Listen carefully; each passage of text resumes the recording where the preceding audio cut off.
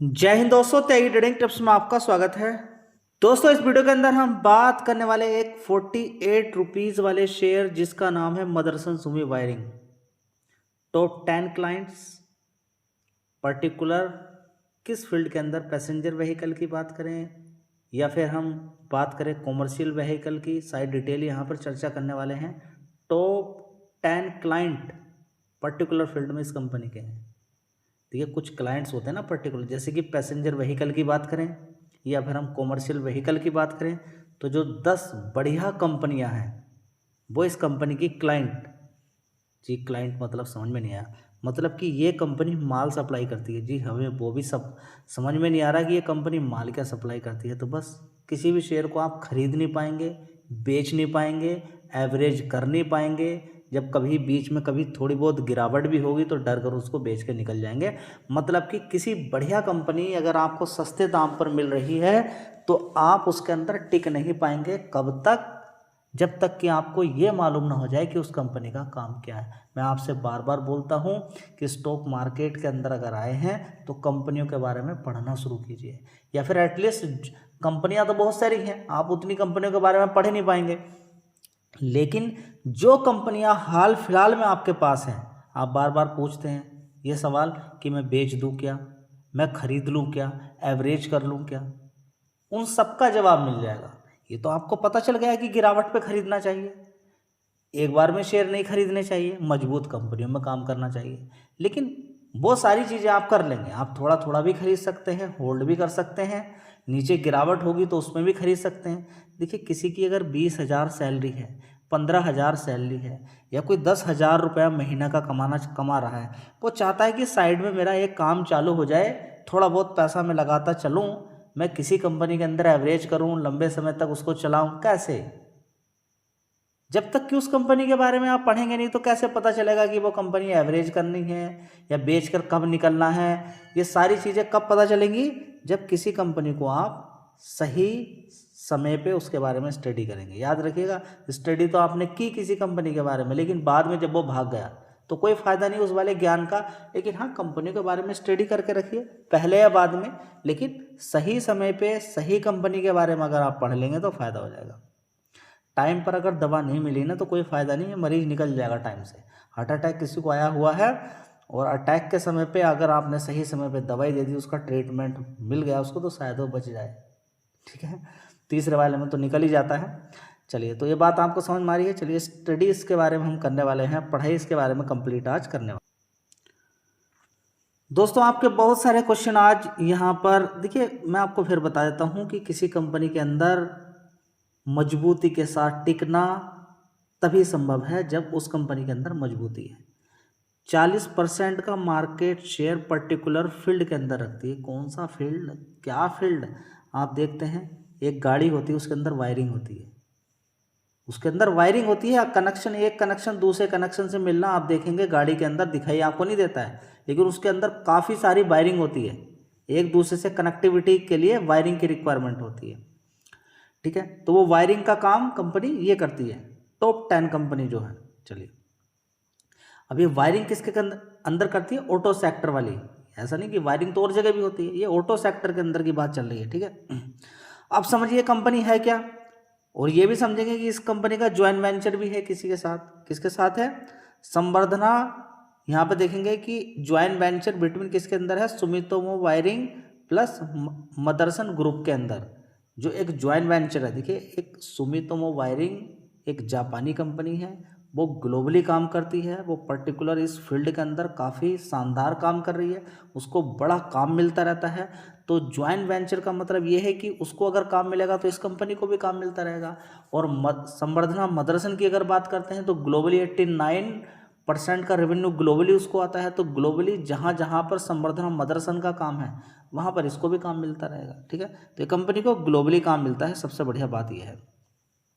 Market leader है company है Indian wiring harness के अंदर, यानी कि जो एक बड़ा बड़ा सा इतने सारे वायर मिलके, इतने सारे वायर मिलते ना, कभी कभी आपने देखा बहुत सारे वायर रहते हैं। ठीक है, तो उन वायर का निर्माण यही करती है, मैन्युफैक्चरिंग ये करती है और अलग अलग कंपनियों को सप्लाई करती है माल। ठीक है, अब इंडियन वायरिंग हार्नेस इंडस्ट्री के अंदर ये कंपनी और भी कंपनियां हैं, टोटल मिला के अगर देखें 100% में से 40% इसी का मार्केट शेयर है। तो एक ऐसी कंपनी आपको मिल रही है कि ऑटो सेक्टर का काम तो कभी बंद होने वाला नहीं है। तो उसके अंदर इस कंपनी का अच्छा मार्केट शेयर कितना, 40% का, पर्टिकुलर किसके अंदर, वायरिंग के अंदर, वायरिंग हार्नेस के अंदर। चलिए अब आगे अगर हम थोड़ा सा और डिटेल निकालने की कोशिश करते हैं इस कंपनी के बारे में, तो 2022 से कंपनी चल रही है, बहुत बढ़िया, शानदार है। कभी कंपनी मदरसन सुमी के नाम से जानी जाती थी एक कंपनी, उसके फिर दो टुकड़े हो गए, एक हो गया मदरसन सुमी वायरिंग, दूसरा क्या हो गया, संवर्धना मदरसन इंटरनेशनल। ठीक है, चलिए उसके बाद अगर हम यहाँ पर देखने की कोशिश करते हैं इस कंपनी का जॉइंट वेंचर, जैसे कि मैंने आपको बताया। ठीक है, अब जो जॉइंट वेंचर जिसका है सुमितोमो वायरिंग, मैंने बोला ग्लोबल लीडर है कंपनी है, कौन सी है, जो सुमितोमो वायरिंग इसके साथ जॉइंट वेंचर करके रखी हुई है, वो क्या है, ग्लोबल लीडर है।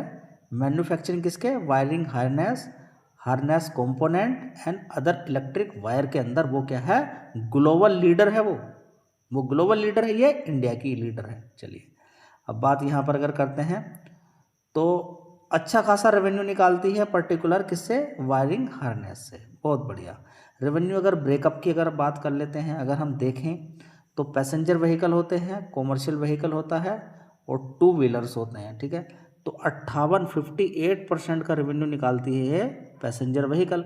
तो पैसेंजर व्हीकल का तो आप समझ सकते हैं कि दबदबा है, लगातार काम चल रहा है। चलिए अब यहाँ पर देखेंगे कि कॉमर्शियल व्हीकल से 12% और टू व्हीलर से 14%। इसके अलावा off road, agriculture, farm equipment से 10%, अदर से 6% भी निकालती है।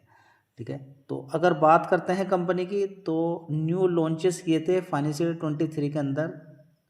ठीक है, क्या क्या चीज़ें, 17th फैसिलिटीज़ कंपनी ने और यहाँ पर ऐड की थी। ठीक है, उसके अलावा अगर देखने की कोशिश करते हैं particular passenger vehicle, commercial vehicle की अगर बात करें या टू व्हीलर की बात करें, उसी सेगमेंट के अंदर कंपनी आगे बढ़ रही है। चलिए अब यहाँ पर क्या है कि इंडिया के अंदर स्ट्रॉन्ग प्रेजेंट कंपनी की है।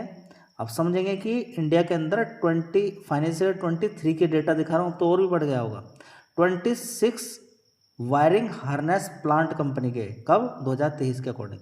दो न्यू प्लांट भी है किसके अंदर, दो न्यू प्लांट किसके अंदर है, नोएडा के अंदर एंड चेन्नई के अंदर। ठीक है, तो बहुत शानदार है, जो कि ऑटो सेक्टर के अंदर काफ़ी अपनी प्रेजेंस को बढ़ा कर रखी हुई है।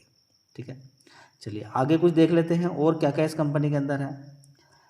तो इस कंपनी के अगर और थोड़ा सा हम ज़्यादा जानकारी निकालने की कोशिश करते हैं, क्लाइंट जो मैंने आपको बोला, तो क्लाइंट देखते हैं। अगर ये फाइनेंशियल 23 के अकॉर्डिंग का डेटा मैं आपको बता रहा हूँ, जो 12 top selling passenger vehicle models हैं इंडिया के अंदर, टॉप 12, उसमें से 10 को ये माल सप्लाई करती है।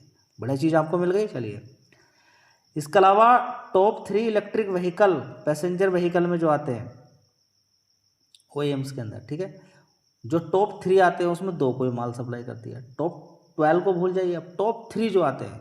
ठीक है, चलिए बहुत अच्छी आपको मिल गई है। इसके अलावा टू व्हीलर की अगर बात करते हैं, इलेक्ट्रिक टू व्हीलर में टॉप 5 में से 2 को ये, जो टॉप 5 है ना, उसमें जो टॉप 2 है, टॉप 5 में से उनको ये माल सप्लाई करती है। ठीक है, तो बढ़िया कंपनी का काम है। जो टॉप 10 कस्टमर्स है कंपनी के, उनसे लगभग 70 से 80% का ये रेवेन्यू निकालती है।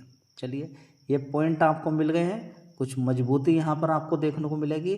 साथ ही यहाँ पर आपको एक चीज़ और मिलने वाली है, बहुत ही शानदार है, क्या है कि इसके प्रोमोटर्स, अभी जैसे बताया मैंने आपको, एक कौन सा शानदार प्रोमोटर इस कंपनी का है, कौन सा, संवर्धना मदरसन इंटरनेशनल लिमिटेड, जो लगभग 37 कंपनियों का एक्विजिशन कर चुकी है, वो इसका प्रोमोटर है। लगभग 33% की हिस्सेदारी लेकर बैठा हुआ है। इसके अलावा जो ग्लोबल कंपनी काम करती है वायरिंग हार्नेस के अंदर, जिसका नाम है सुमितोमो वायरिंग, उसका कितना है, 25% का इस कंपनी के अंदर क्या है, होल्डिंग है। बहुत अच्छी बात देखने को मिल रही है। चलिए अब देख लेते हैं एक बार नज़र घुमा के इस कंपनी के, कि इस कंपनी के रेवेन्यू किस तरीके का निकल। दोस्तों 32,000 करोड़ का मार्केट कैप इस कंपनी का है, सबसे बड़ी बात यह है। और 2021 में इसका बिजनेस कितना आता था, रेवेन्यू कितना निकालती थी कंपनी, 3,900 करोड़ का। उसके बाद 5,600 करोड़, उसके बाद 7,000, उसके बाद 8,300 करोड़, 2025 में देख लीजिए 9,300 करोड़, ठीक है। और अभी तक 10,066 करोड़ का।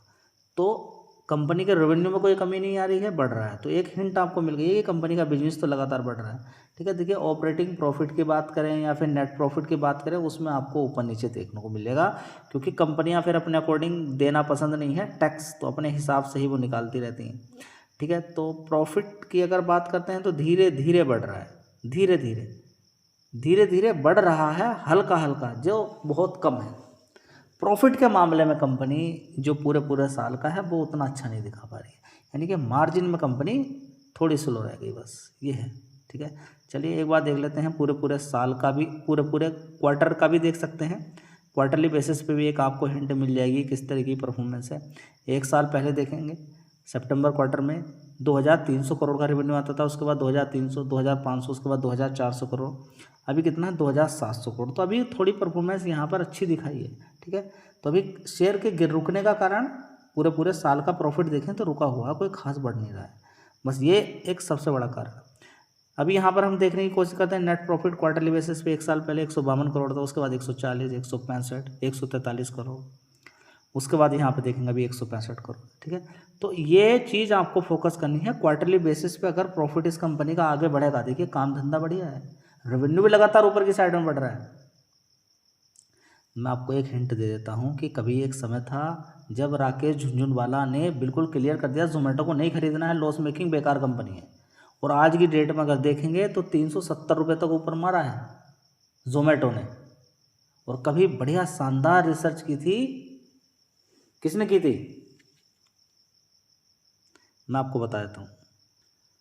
शानदार रिसर्च वॉरेन बफेट ने की थी, किसके बारे में, पेटीएम, नुकसान में बेच कर निकलना पड़ा।